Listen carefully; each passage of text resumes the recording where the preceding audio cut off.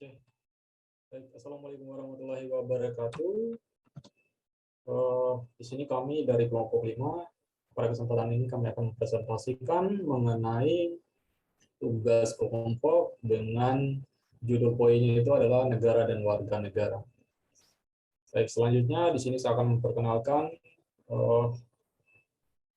anggota kelompok dari kelompok 5, yaitu ada Lana Amalia Soliha, ada saya sendiri Adrian Seran, ada Jasmine Adriana Rahman, ada Salsabella Maliha, dan ada Putri Hartanti.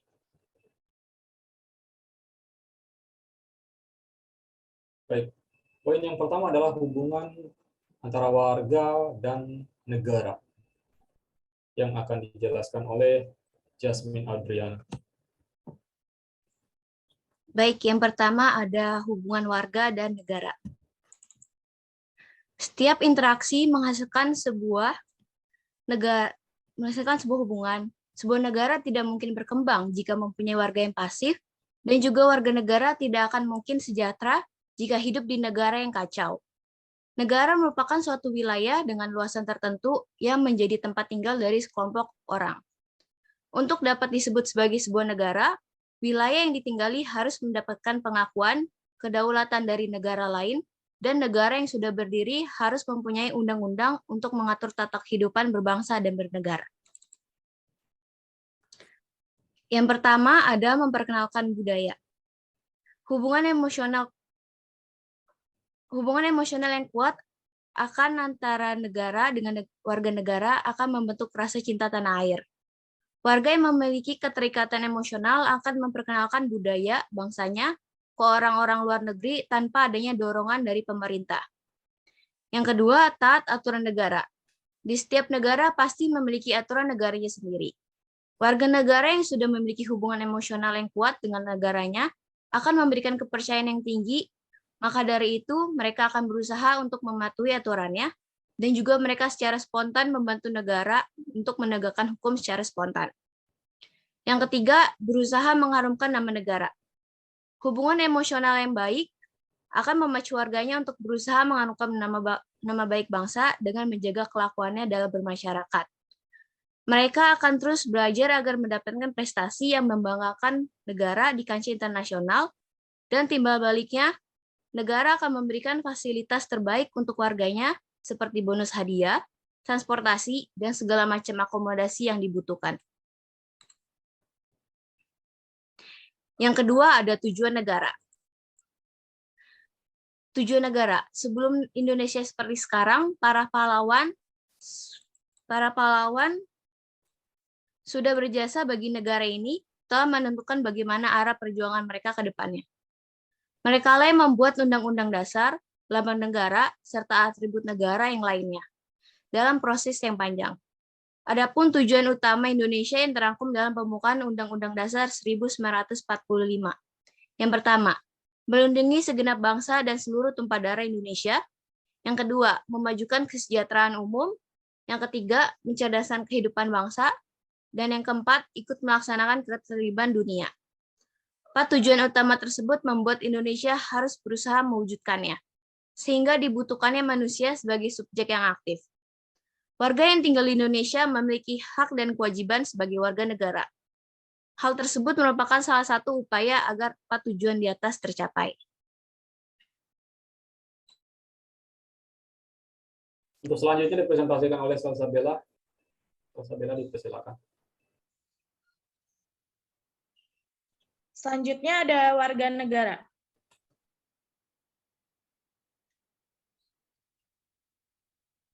Warga negara merupakan seorang atau individu yang tinggal dan menjadi bagian dari suatu masyarakat di wilayah tertentu. Sebagai salah satu unsur dari terbentuknya suatu negara, yaitu warganya. Warga negara secara sederhana dapat diartikan sebagai semua orang yang tinggal serta bertumbuh di negara tersebut. Negara sendiri juga bisa dibagi menjadi dua kategori, yang terdiri dari warga negara asli atau pribumi, dan warga negara asing atau Vreemdeling.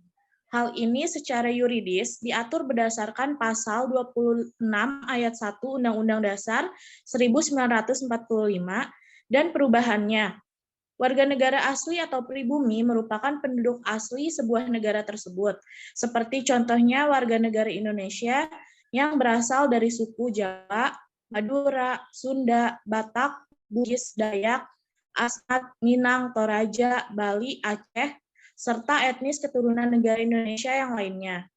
Warga negara asing atau Fremdeling merupakan penduduk yang berasal dari suku bangsa keturunan di luar negara tersebut, seperti pada contohnya warga negara Indonesia yang berasal dari suku Cina atau Tionghoa, India, Belanda, Eropa, Arab, dan masih banyak lagi. Hal ini telah disahkan berdasarkan undang-undang atau undang-undang yang telah berlaku mengenai warga negara Indonesia.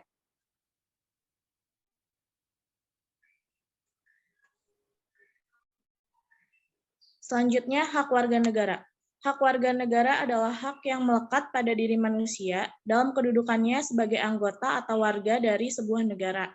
Untuk mempertahankan dan menjamin setiap hak warga negara dibutuhkan peraturan yang komprehensif. Hak warga negara diatur dalam Undang-Undang Dasar Negara Republik Indonesia tahun 1945.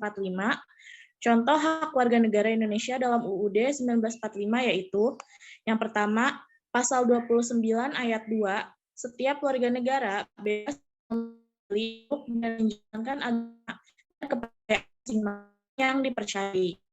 Pasal 31 ayat 1, setiap warga negara berhak memperoleh pendidikan dan pengajaran. Yang ketiga, ada pasal 30 ayat 1, setiap warga negara berhak mempertahankan wilayah negara kesatuan Indonesia atau NKRI dari ancaman musuh. Yang terakhir ada pasal 28E ayat 3.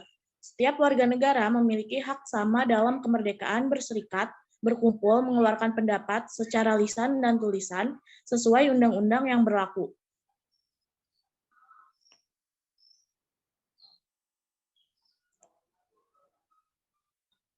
Selanjutnya, kewajiban warga negara adalah tindakan atau perbuatan yang harus dilakukan oleh seorang warga negara sebagaimana diatur dalam ketentuan perundang-undangan yang berlaku, sebagaimana diatur dan dijamin dalam Undang-Undang Dasar Negara Republik Indonesia tahun 1945. Contoh kewajiban warga negara adalah yang pertama, Pasal 23A, pajak dan pungutan lain yang bersifat memaksa untuk keperluan negara diatur dengan undang-undang. Pasal ini mengamankan tentang kewajiban membayar pajak. Yang kedua, ada pasal 27 ayat 1, segala warga negara bersamaan kedudukannya di dalam hukum dan pemerintahan dan wajib menjunjung hukum dan pemerintahan itu dengan tidak adanya kecualinya. Yang ketiga, pasal 27 ayat 3, setiap warga negara berhak dan wajib ikut serta dalam upaya pembelaan negara. Pasal 28, kemerdekaan berserikat dan berkumpul, mengeluarkan pikiran dengan lisan dan tulisan, dan sebagaimana ditetapkan dengan undang-undang. Yang keempat, ada pasal 28J ayat 1, setiap orang wajib menghormati hak asasi manusia orang lain dalam tertib kehidupan bermasyarakat, berbangsa, dan bernegara. Yang kelima, ada pasal 28J ayat 2, dalam menjalankan hak dan kebebasannya, setiap orang wajib tunduk kepada pembatasan yang ditetapkan dengan undang-undang dengan maksud semata-mata untuk menjamin pengakuan serta penghormatan atas hak dan kebebasan orang lain. Dan untuk memenuhi tuntutan yang adil sesuai dengan pertimbangan moral, nilai-nilai agama, keamanan, dan ketertiban umum dalam suatu masyarakat demokratis. Yang keenam, pasal 30 ayat 1, tiap-tiap warga negara berhak dan wajib ikut serta dalam pertahanan dan keamanan negara. Yang ketujuh, pasal 31 ayat 2, setiap warga negara wajib mengikuti pendidikan dasar dan pemerintahan wajib membiayainya. Yang terakhir ada pasal 33 ayat 3, bumi, air, dan kekayaan alam yang terkandung di dalamnya dikuasai oleh negara dan dipergunakan untuk sebesar-besarnya kemakmuran rakyat.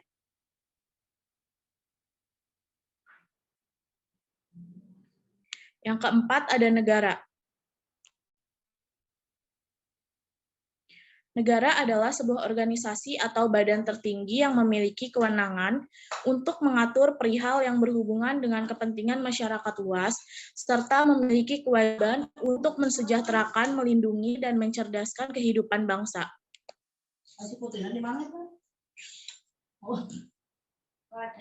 Selanjutnya ada unsur-unsur negara. Yang pertama ada penduduk. Penduduk merupakan warga negara yang memiliki tempat tinggal dan juga memiliki kesepakatan diri untuk bersatu. Yang kedua ada wilayah. Wilayah adalah salah satu unsur pembentukan negara yang paling utama. Wilayah terdiri dari darat, udara, dan juga laut. Yang ketiga ada pemerintah. Pemerintah merupakan unsur yang memegang kekuasaan untuk menjalankan roda pemerintahan. Yang keempat ada kedaulatan. Kedaulatan adalah kekuasaan tertinggi yang untuk membuat undang-undang dan melaksanakannya dengan semua cara.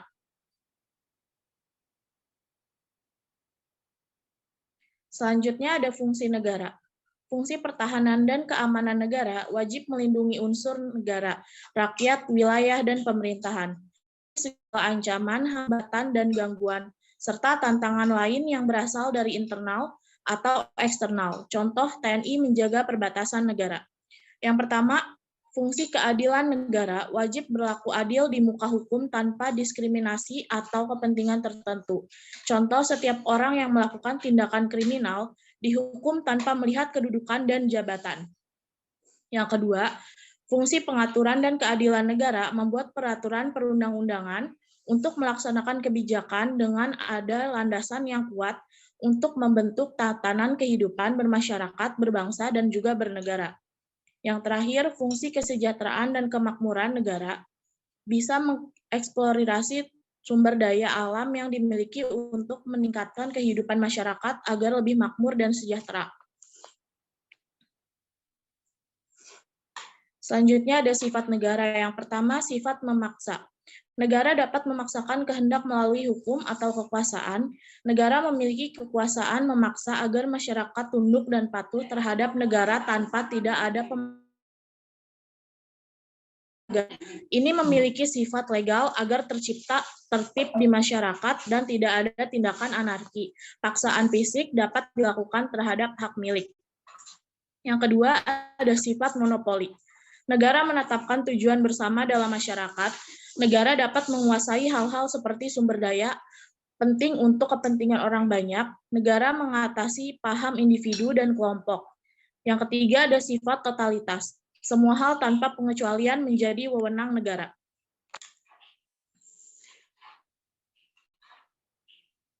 Selanjutnya ada tujuan negara. Miriam Budiharjo 2010 menyatakan bahwa negara dapat dipandang sebagai asosiasi manusia yang hidup dan bekerja sama untuk mengejar beberapa tujuan bersama. Dapat dikatakan bahwa tujuan akhir setiap negara adalah menciptakan kebahagiaan bagi rakyatnya. Sedangkan tujuan negara Indonesia adalah yang tertulis dalam pembukaan Undang-Undang Dasar 1945 alinea keempat, yaitu melindungi segenap bangsa dan seluruh tumpah darah Indonesia, memajukan kesejahteraan umum, mencerdaskan kehidupan bangsa, dan ikut melaksanakan ketertiban dunia.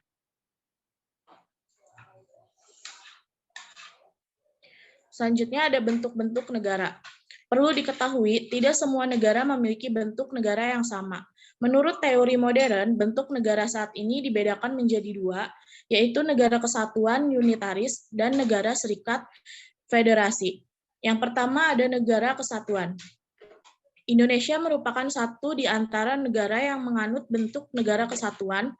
Itulah mengapa Indonesia sering disebut dengan Negara Kesatuan Republik Indonesia atau NKRI.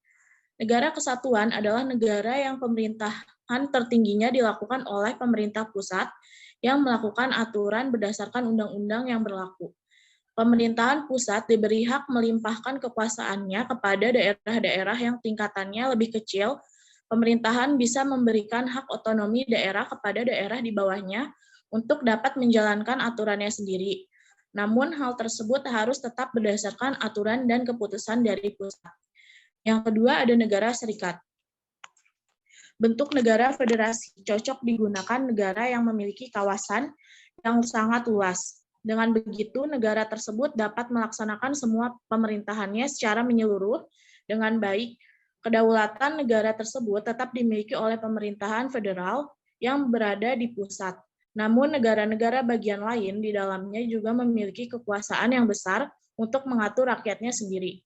Hal ini tentunya merupakan kekuasaan yang lebih besar daripada daerah yang ada di negara kesatuan. Kondisi tersebut membuat negara federasi lebih mudah dalam mengatur pemerintahannya. Hal itu karena kekuasaan dan kewajiban langsung dibagikan kepada negara bagian di dalamnya. Negara federasi ini dikenal dengan nama bentuk negara serikat. Satu di antara contoh bentuk negara federasi adalah Amerika Serikat.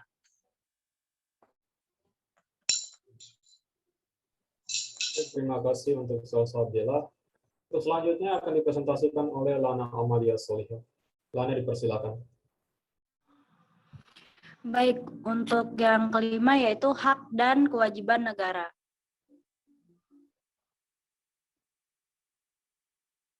Hak setiap warga negara memiliki hak perorangan. Hak individu tersebut dapat Anda lihat dalam Undang-Undang 1945, tepatnya pasal 27 sampai dengan pasal 34. Beberapa contoh hak warga negara yang mutlak didapatkan oleh setiap individu yaitu sebagai berikut. Yang pertama ada hak hidup aman, hak berpendapat, hak berkumpul, hak memeluk agama dan menjalankan kewajiban agamanya. Kemudian ada hak mendapatkan pendidikan yang layak, hak meneruskan anak keturunan, hak bertumbuh kembang dengan baik, dan yang terakhir hak mendapatkan keadilan dan kepastian di mata hukum.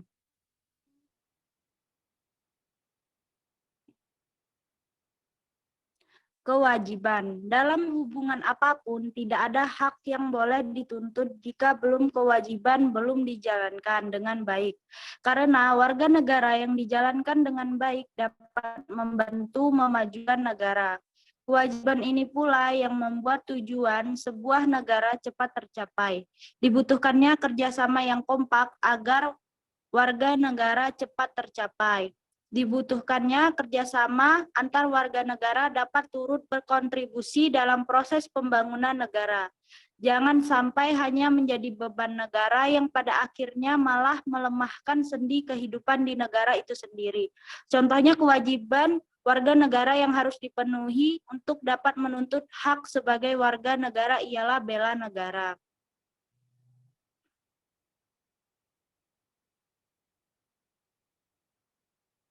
Negara.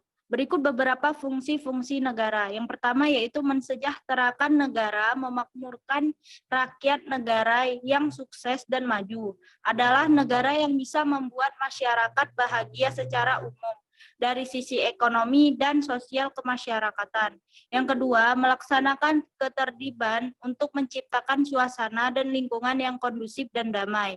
Yang ketiga yaitu pertahanan dan keamanan negara harus bisa memberi rasa aman dari segala macam gangguan dan ancaman dari dalam maupun luar. Yang keempat yaitu menegakkan keadilan negara. Berikut ada sifat-sifat negara yaitu yang pertama ada sifat memaksa, kedua sifat monopoli, yang ketiga sikap mencakup semua.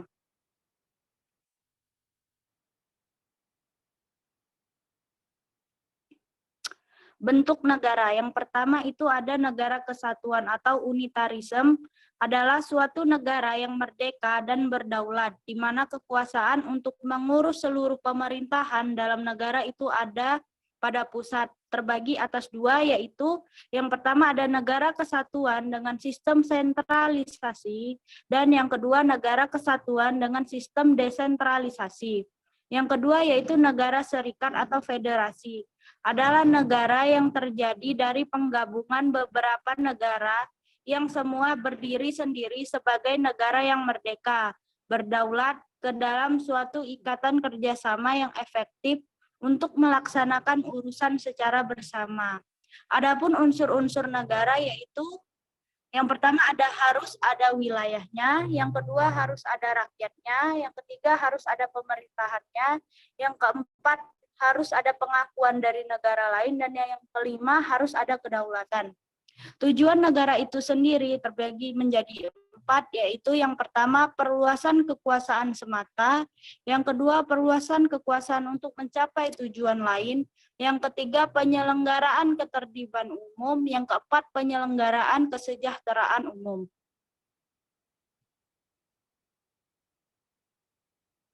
Yang keenam yaitu pengertian warga negara.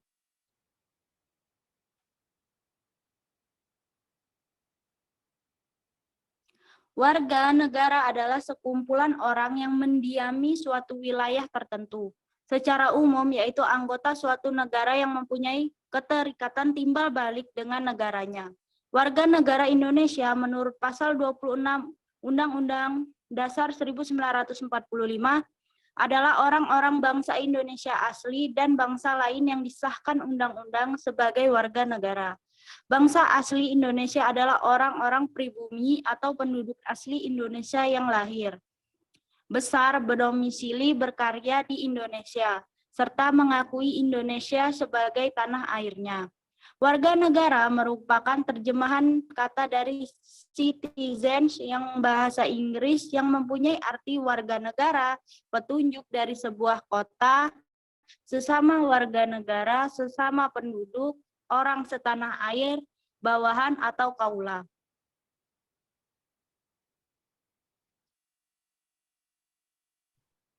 Baik, terima kasih untuk Lana Amalia.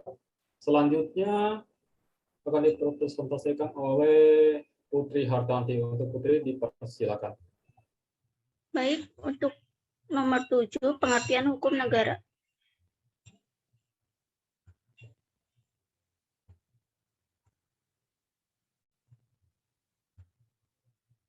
Hukum pidana atau hukum politik adalah hukum yang mengatur perbuatan-perbuatan yang dilarang oleh undang-undang dan berakibat diterapkannya hukuman berupa nestata.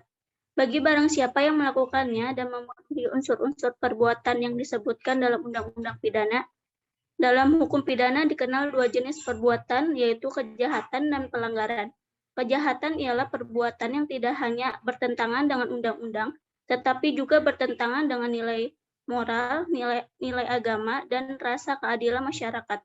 Sedangkan pelanggaran ialah perbuatan yang hanya dilarang oleh undang-undang, seperti tidak memakai helm, tidak menggunakan sabuk pengaman dalam berkendaraan, dan sebagainya.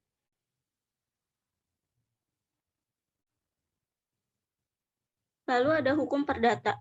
Salah satu bidang hukum yang mengatur hubungan-hubungan antara individu-individu dalam masyarakat dengan saluran tertentu. Hukum perdata disebut juga hukum privat atau hukum sipil. Hukum perdata dapat digolongkan antara lain menjadi yang pertama hukum keluarga, yang kedua hukum harta kekayaan, yang ketiga hukum benda, yang keempat hukum perikatan, yang selanjutnya hukum waris, dan yang terakhir hukum acara. Baik, terima kasih untuk Putri Hartanti. Selanjutnya akan dipresentasikan oleh saya sendiri. Poin 8 adalah sistem hukum. Baik, sistem hukum. Ada berbagai jenis sistem hukum yang berbeda-beda dianut oleh setiap negara di dunia pada saat ini. Antara lain, sistem hukum Eropa kontinental, sistem hukum common law system, kemudian sistem hukum Anglo-Saxon, dan sistem hukum adat, serta sistem hukum agama. Yang pertama adalah sistem hukum Eropa kontinental. Sistem hukum Eropa kontinental adalah suatu sistem hukum dengan ciri-ciri adanya berbagai ketentuan-ketentuan hukum dikondisifikasi atau dihimpun secara sistematis yang akan ditafsirkan lebih lanjut oleh hakim dalam penerapannya. Yang kedua, sistem hukum Anglo-Saxon. Sistem hukum ini adalah suatu sistem hukum yang didasarkan pada jurisprudensi, yaitu keputusan-keputusan hakim terdahulu yang kemudian menjadi dasar putusan hakim-hakim selanjutnya. Yang ketiga, sistem hukum adat atau kebiasaan. Sistem hukum ini adalah seperangkat norma atau aturan atau adat atau kebiasaan yang berlaku di suatu wilayah. Yang keempat adalah sistem hukum agama. Sistem hukum agama adalah sistem hukum yang berdasarkan ketentuan agama tertentu. Sistem hukum agama biasanya terdapat dalam kitab suci masing-masing agama.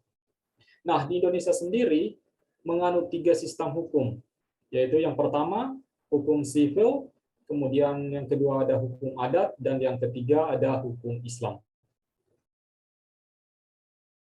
Nah, selanjutnya poin yang ke-9 adalah pemerintahan.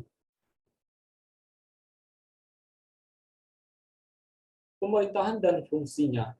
Nah, pemerintahan sebagai sekumpulan orang-orang yang mengelola kewenangan-kewenangan, melaksanakan kepemimpinan dan koordinasi pemerintahan, serta pembangunan masyarakat dari lembaga-lembaga di mana mereka ditempatkan. Nah, pemerintahan merupakan organisasi atau wadah orang-orang yang mempunyai kekuasaan dan lembaga yang mengurus masalah kenegaraan dan kesejahteraan rakyat dan negaranya. Pemerintahan dalam arti luas adalah segala kegiatan badan-badan publik yang meliputi kegiatan legislatif, eksekutif, dan yudikatif dalam usaha mencapai tujuan negara.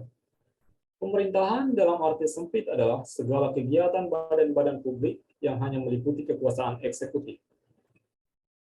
Pemerintahan adalah lembaga atau badan-badan publik dalam menjalankan fungsinya untuk mencapai tujuan negara, sedangkan pemerintah sendiri adalah organisasi yang memiliki kekuasaan untuk membuat dan menerapkan hukum serta undang-undang di suatu wilayah tertentu.